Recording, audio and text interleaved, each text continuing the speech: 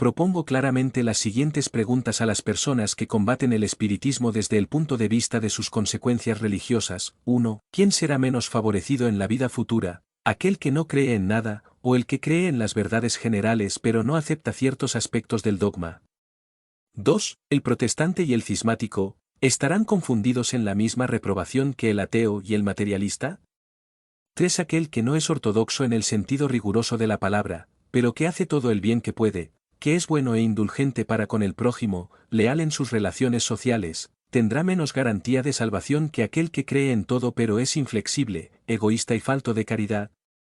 4. ¿Qué vale más a los ojos de Dios, la práctica de las virtudes cristianas sin cumplir con los deberes de la ortodoxia, o el cumplimiento de estos últimos sin la práctica de la moral? He respondido, señor cura, a las preguntas y objeciones que me habéis dirigido. Pero lo he hecho, como os lo dije al comienzo, sin la menor intención preconcebida de conduciros hacia nuestras ideas ni de que cambiéis vuestras convicciones, limitándome a haceros enfocar el espiritismo desde su verdadero punto de vista. Si no hubieseis venido, yo no os habría ido a buscar, lo que no quiere decir que despreciemos vuestra adhesión a nuestros principios, en caso de que ésta tenga lugar. Muy lejos de eso, nos sentimos felices con las adquisiciones que hacemos, que tienen para nosotros tanto más valor cuanto más libres y voluntarias son.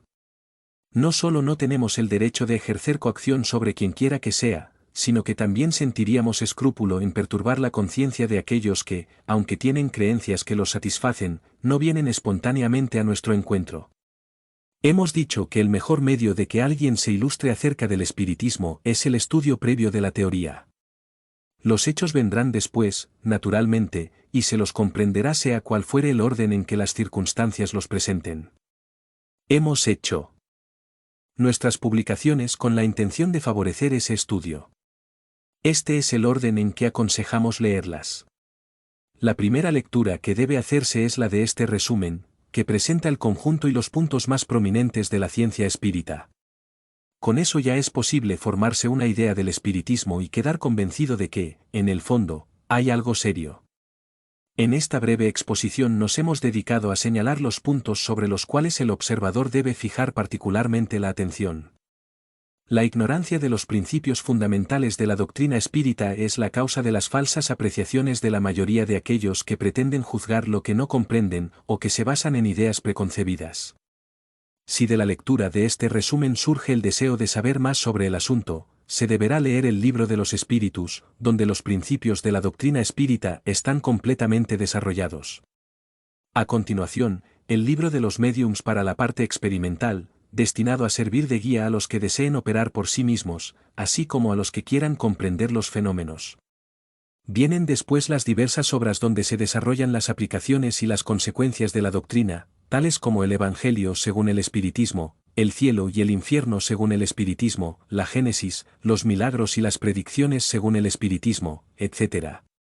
La revista espírita es en cierto modo un curso de aplicaciones, en virtud de los numerosos ejemplos y desarrollos que contiene, tanto sobre la parte teórica como sobre la parte experimental. A las personas serias, que han hecho un estudio previo de la doctrina, tendremos el placer de darles verbalmente las explicaciones que sean necesarias sobre los puntos que no hayan comprendido del todo. Capítulo 2. Nociones elementales de espiritismo. Nociones elementales de espiritismo. Observaciones preliminares. 1. Es un error suponer que a ciertos incrédulos les basta con presenciar fenómenos extraordinarios para convencerse acerca de la existencia de los espíritus. Los que no admiten en el hombre la existencia del alma o espíritu, tampoco pueden aceptarla fuera de él. Por consiguiente, al negar la causa, niegan el efecto. De ese modo, casi siempre se presentan con una idea preconcebida de negación, lo que les impide observar los fenómenos con seriedad e imparcialidad. Formulan preguntas y objeciones que no se pueden responder de inmediato en forma completa, porque sería preciso hacer para cada uno de ellos una especie de curso y retomar las cosas desde el principio. Solo el estudio previo puede evitar esas objeciones, que en su mayoría se basan en la ignorancia de la causa de los fenómenos, así como de las condiciones en que estos se producen. 2. Quienes no conocen el espiritismo suponen que los fenómenos espíritas se producen del mismo modo que los experimentos de física y de química. De ahí la pretensión de someterlos a su voluntad, así como el rechazo a ponerse en las condiciones necesarias para observarlos. Dado que no admiten como principio la existencia y la intervención de los espíritus, o al menos no conocen su naturaleza ni su modo de obrar, proceden como si operasen sobre la materia bruta, y puesto que no obtienen lo que desean, concluyen que los espíritus no existen. Desde un punto de vista diferente se comprenderá que, como los espíritus son las almas de los hombres, después de la muerte todos nosotros seremos espíritus, y que en esas condiciones también estaríamos poco dispuestos a servir de juguete para satisfacer las fantasías de los curiosos. 3. Aunque ciertos fenómenos puedan ser provocados, el hecho de que provengan de inteligencias libres implica que nunca se encuentran a total disposición de nadie, de modo que quien estuviera seguro de obtenerlos a voluntad probaría su ignorancia o su mala fe. Es preciso aguardarlos, registrarlos en el momento en que ocurren espontáneamente, pues muchas veces los hechos más interesantes y concluyentes se presentan cuando menos los esperamos. Aquel que desee seriamente instruirse debe, pues, en esto como en todo, armarse de paciencia y perseverancia, además de hacer lo necesario, de lo contrario más le valdría no ocuparse del tema. 4. Las reuniones dedicadas a las manifestaciones espíritas no siempre se realizan en buenas condiciones, ya sea para obtener resultados satisfactorios o para convencer a los presentes. Incluso debemos admitir que a veces los incrédulos salen de esas reuniones menos convencidos de lo que estaban al entrar, lo que los lleva a quejarse ante quienes les hablaron del carácter serio del espiritismo, en vista de las cosas a menudo ridículas que han presenciado. En ese sentido, no son más lógicos que aquel que pretende juzgar un arte por los bocetos de un aprendiz, a una persona por su caricatura, o a una tragedia por su parodia. El espiritismo tiene también aprendices, de modo que la persona que quiera instruirse al respecto no debe recibir las enseñanzas de una sola fuente. Solo mediante el examen y la comparación podrá fundar un juicio. 5. Las reuniones frívolas tienen el grave inconveniente de dar a los novicios que a ellas asisten una idea falsa del carácter del espiritismo. Los que solo han frecuentado reuniones de ese tipo no pueden tomar en serio algo que ven tratado con ligereza por aquellos mismos que se dicen adeptos. Un estudio previo les enseñará a juzgar el alcance de lo que ven, así como a distinguir lo bueno de lo malo. 6. El mismo razonamiento se aplica a los que juzgan al espiritismo por ciertas obras excéntricas que solo dan de él una idea incompleta y ridícula. El espiritismo serio no es responsable de aquellos que lo comprenden mal o lo practican de manera inadecuada, del mismo modo que la poesía no es responsable de los que producen malos versos. Es deplorable, alegan, que existan esas obras, pues hacen daño a la verdadera ciencia. No cabe duda de que sería preferible que solo existiesen obras buenas. No obstante, el daño mayor lo sufren quienes no se toman el trabajo de estudiarlas todas. Por otra parte, la totalidad de las artes y las ciencias se encuentran en la misma situación. ¿No existen acaso, sobre las cosas más serias, tratados absurdos y llenos de errores? ¿Por qué el espiritismo habría de ser privilegiado en ese sentido, principalmente en sus comienzos? Si aquellos que lo critican no lo juzgaran por las apariencias, sabrían lo que admite y lo que rechaza, y no le atribuirían lo que él mismo repudia en nombre de la razón y de la experiencia. Acerca de los espíritus. 7. Los espíritus no son, como muchas veces se imagina, seres aparte en la creación. Son las almas de los que han vivido en la tierra o en otros mundos, despojadas de su envoltura corporal. Aquel que admite la supervivencia del alma al cuerpo, admite por eso mismo la existencia de los espíritus. Negar a los espíritus sería negar el alma. 8. En general, se tiene una idea muy errónea del estado de los espíritus. Ellos no son, como algunos suponen, seres imprecisos e indefinidos, ni llamas semejantes a los fuegos fatuos, ni fantasmas como los que se presentan en los cuentos de aparecidos. Son seres semejantes a nosotros, que tienen un cuerpo como el nuestro, pero fluídico e invisible en el estado normal. 9. Mientras el alma está unida al cuerpo durante la vida, tiene una doble envoltura, una pesada, densa y destructible, que es el cuerpo, la otra fluídica, ligera e indestructible, denominada periespíritu. 10. Existen, pues, tres elementos esenciales en el hombre: primero el alma o espíritu, principio inteligente en el cual residen el pensamiento, la voluntad y el sentido moral; segundo el cuerpo, envoltura material que pone al espíritu en relación con el mundo exterior; tercero el periespíritu, envoltura fluídica, ligera, imponderable, que sirve de lazo y de intermediario entre el espíritu y el cuerpo. 11. Cuando la envoltura exterior está gastada y ya no puede funcionar, cae y el espíritu se despoja de ella, así como el fruto se despoja de la cáscara, el árbol de la corteza, la serpiente de la piel. En una palabra, del mismo modo que se deja una ropa gastada, esto es lo que denominamos muerte. 12. La muerte es apenas la destrucción de la envoltura material. El alma abandona esa envoltura como lo hace la mariposa con la crisálida, aunque conserva su cuerpo fluídico o periespíritu. 13. La muerte del cuerpo libera al espíritu de la envoltura que lo ligaba a la tierra y lo hacía sufrir. Una vez que se ha liberado de ese fardo, solo le queda su cuerpo etéreo, que le permite recorrer el espacio y trasponer las distancias con la rapidez del pensamiento. 14. La unión del alma, del periespíritu y del cuerpo material constituye el hombre. El alma y el periespíritu, separados del cuerpo, constituyen el ser denominado espíritu. Observación. De este modo, el alma es un ser simple, el espíritu, un ser doble, y el hombre, un ser triple. Sería, pues, más exacto reservar la palabra alma para designar el principio inteligente, y la palabra espíritu para el ser semimaterial formado por ese principio y el cuerpo fluídico. Pero como no se puede concebir el principio inteligente totalmente aislado de la materia, ni el periespíritu sin que esté animado por el principio inteligente, las palabras alma y espíritu son, en cuanto al uso, empleadas indistintamente una por otra. Es la figura que consiste en tomar la parte por el todo, así como se dice que una ciudad está poblada por tantas almas, o que una aldea se compone de tantas familias. Con todo, desde el punto de vista filosófico, es indispensable establecer la diferencia. 15. Los espíritus, revestidos de sus cuerpos materiales, constituyen la humanidad o mundo corporal visible. Despojados de esos cuerpos, constituyen el mundo espiritual o invisible, que puebla el espacio y en medio del cual vivimos sin sospecharlo, así como vivimos en medio del mundo de los infinitamente pequeños, cuya existencia tampoco sospechábamos antes de la invención del microscopio.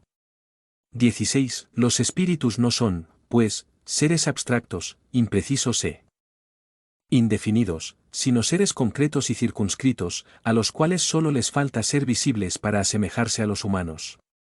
De ahí se sigue que, si en determinado momento pudiéramos levantar el velo que los oculta a nuestra vista, constituirían una población alrededor nuestro. 17. Los espíritus poseen todas las percepciones que tenían en la tierra, aunque en un grado más alto, porque sus facultades no están aminoradas por la materia, tienen sensaciones que nos son desconocidas, ven y oyen cosas que nuestros limitados sentidos no nos permiten ver ni oír. Para ellos no existe la oscuridad, con excepción de aquellos cuyo castigo consiste en hallarse transitoriamente en las tinieblas. Todos nuestros pensamientos repercuten en ellos, y los leen como en un libro abierto, de modo tal que lo que podemos esconder a alguien mientras vive en la tierra, ya no se lo podremos ocultar cuando sea espíritu. Véase el libro de los espíritus, párrafo 237. 18. Los espíritus están en todas partes, a nuestro lado, se codean con nosotros y nos observan sin cesar. Por su presencia incesante entre nosotros, los espíritus son los agentes de diversos fenómenos, desempeñan un rol importante en el mundo moral, y hasta cierto punto en el mundo físico, de modo que constituyen una de las fuerzas de la naturaleza.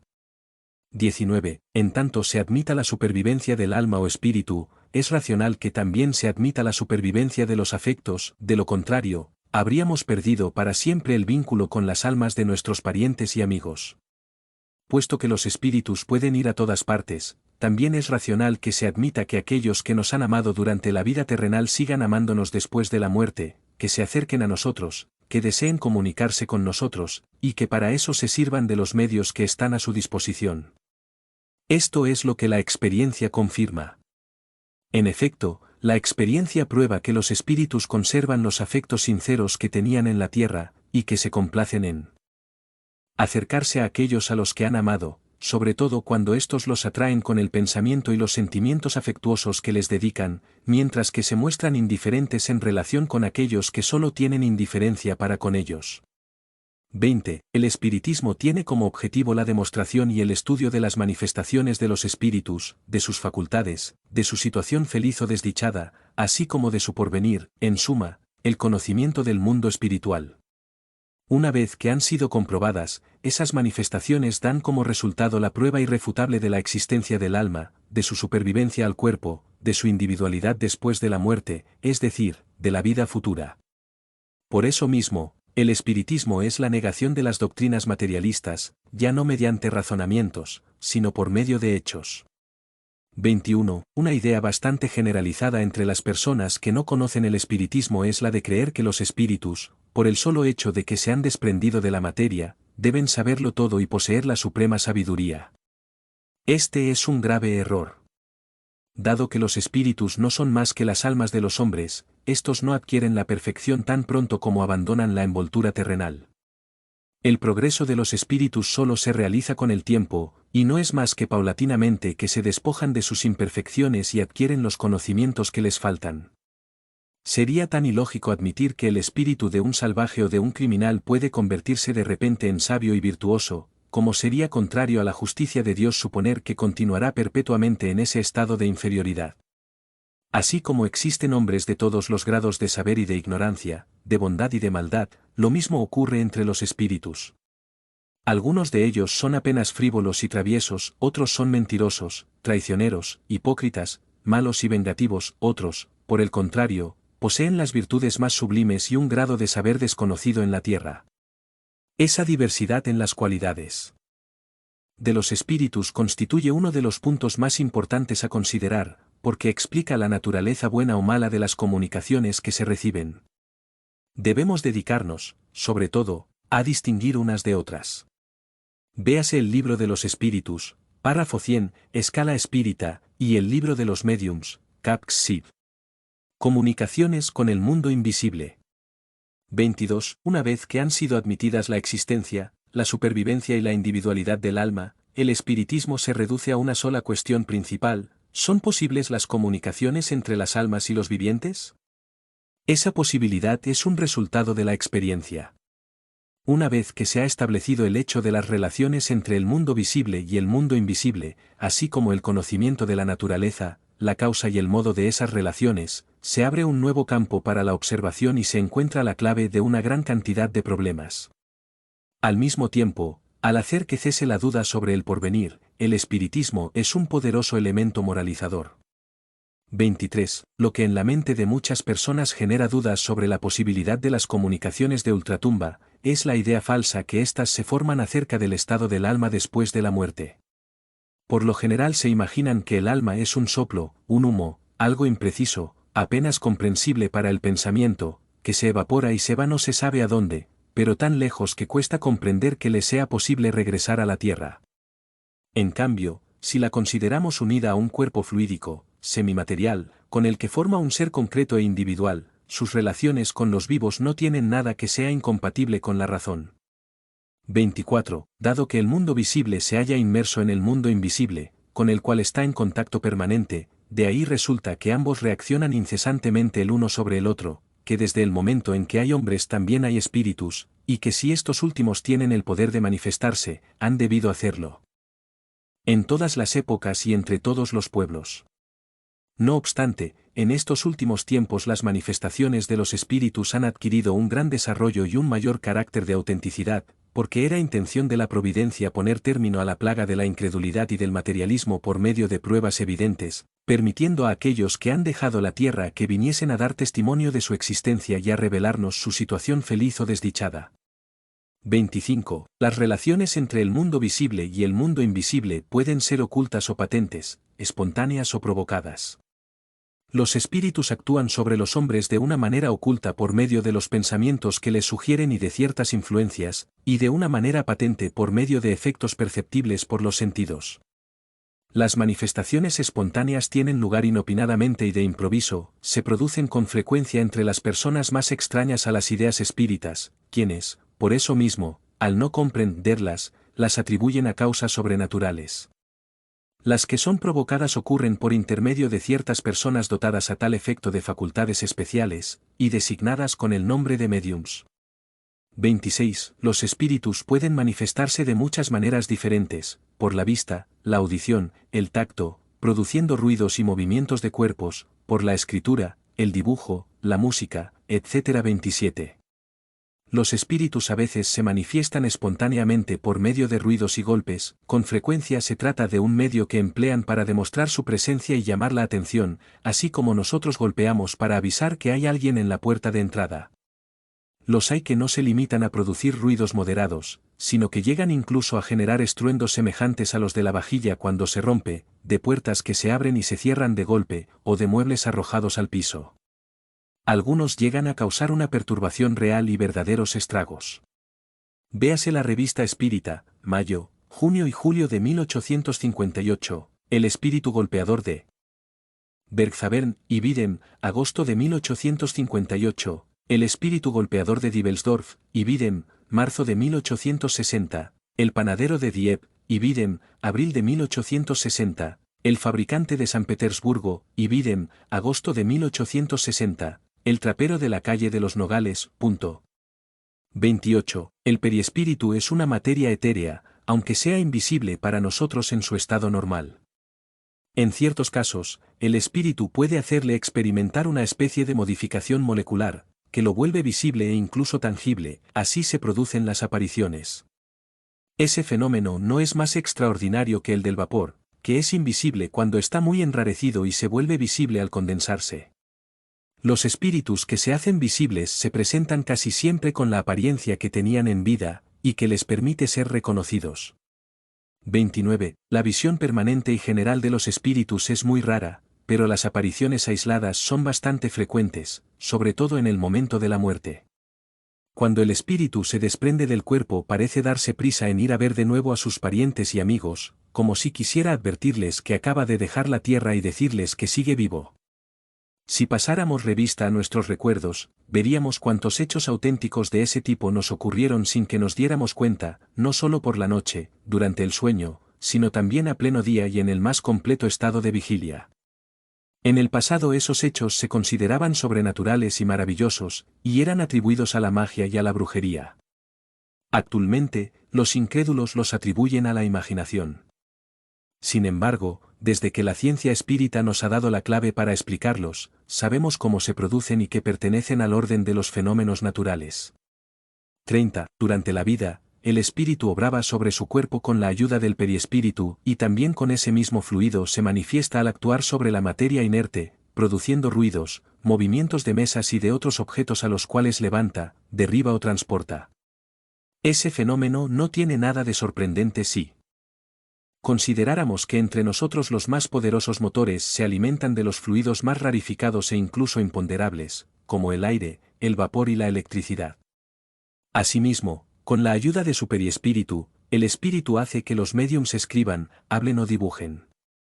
Dado que no posee un cuerpo tangible para actuar ostensiblemente, el espíritu que quiere manifestarse se sirve del cuerpo del médium, cuyos órganos toma prestados, y lo hace actuar como si fuera su propio cuerpo, mediante el efluvio fluídico que vierte sobre él.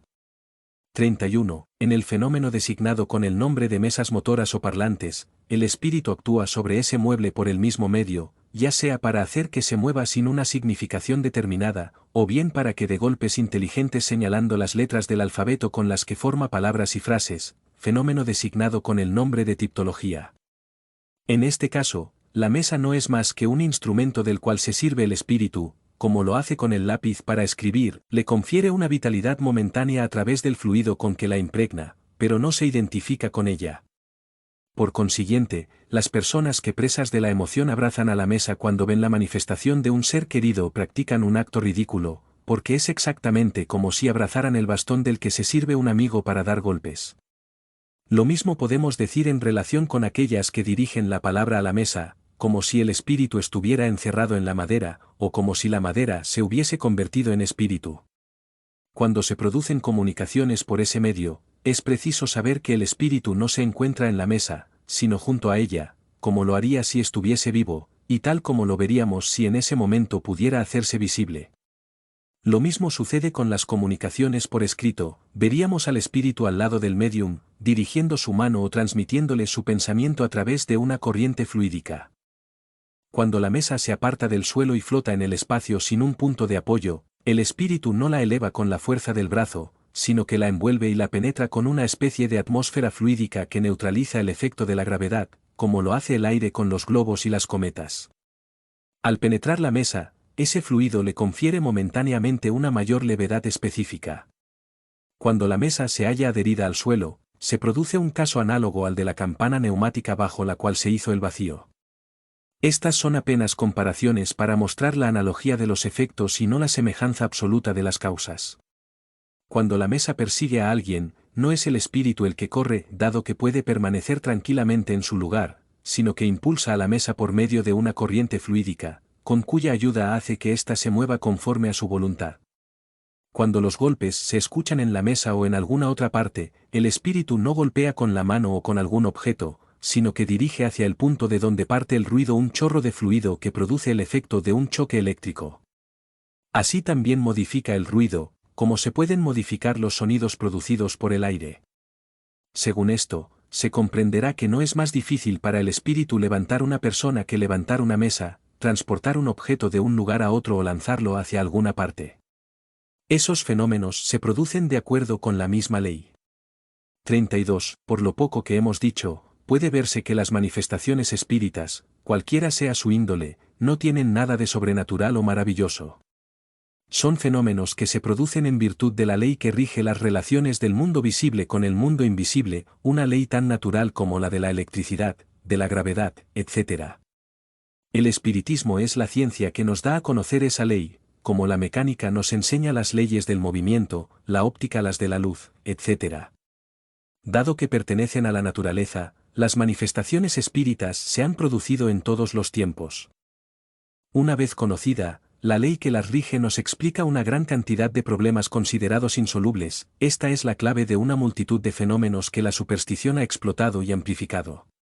33. Apartado por completo lo maravilloso, estos fenómenos ya no contienen nada que repugne a la razón, porque vienen a ocupar su lugar junto a los otros fenómenos naturales. En las épocas de ignorancia, todos los efectos cuya causa no se conocía eran considerados sobrenaturales, no obstante, los descubrimientos de la ciencia fueron reduciendo gradualmente el círculo de lo maravilloso, al que el conocimiento de la nueva ley ha venido a aniquilar. Entonces, aquellos que acusan al espiritismo de resucitar lo maravilloso demuestran, por eso mismo, que hablan de lo que no conocen. 34. Las manifestaciones de los espíritus son de dos naturalezas, los efectos físicos y las comunicaciones inteligentes. Los primeros son los fenómenos materiales y ostensibles, tales como movimientos, ruidos, transportes de objetos, etc. Las otras consisten en el intercambio regular de pensamientos con la ayuda de los signos, de la palabra, principalmente, de la escritura. 35. Las comunicaciones que recibimos de los espíritus pueden ser buenas o malas, legítimas o falsas, profundas o intrascendentes, de conformidad con la naturaleza de los espíritus que se manifiestan. Aquellos que dan muestras de sabiduría y erudición son espíritus adelantados que ya han progresado, los que se muestran ignorantes y malos son espíritus todavía atrasados, pero que han de progresar con el paso del tiempo. Los espíritus solo pueden responder sobre aquello que saben, según su grado de adelanto y, aun así, dentro de los límites de lo que les está permitido decirnos, porque hay cosas que ellos no deben revelar, pues todavía no es dado a los hombres conocerlo todo. 36. De la diversidad de cualidades y aptitudes de los espíritus resulta que no basta con que nos dirijamos a un espíritu cualquiera para que obtengamos una respuesta legítima a todas las cuestiones, porque acerca de muchas cosas solo puede darnos su opinión personal, que puede ser exacta o equivocada. Si es prudente, confesará su ignorancia sobre lo que no conoce, si es frívolo o mentiroso, responderá sobre cualquier cosa sin que le importe la verdad, si es orgulloso, presentará sus ideas como verdades absolutas. Por eso San Juan, el evangelista, dice, no creáis a todos los espíritus, sino observad si los espíritus son de Dios. La experiencia demuestra la sabiduría de ese consejo. Así pues, sería imprudente e irreflexivo aquel que aceptara sin comprobación todo lo que proviene de los espíritus. Por eso es esencial que conozcamos el carácter de aquellos que están en relación con nosotros. Véase el libro de los médiums, párrafo 267.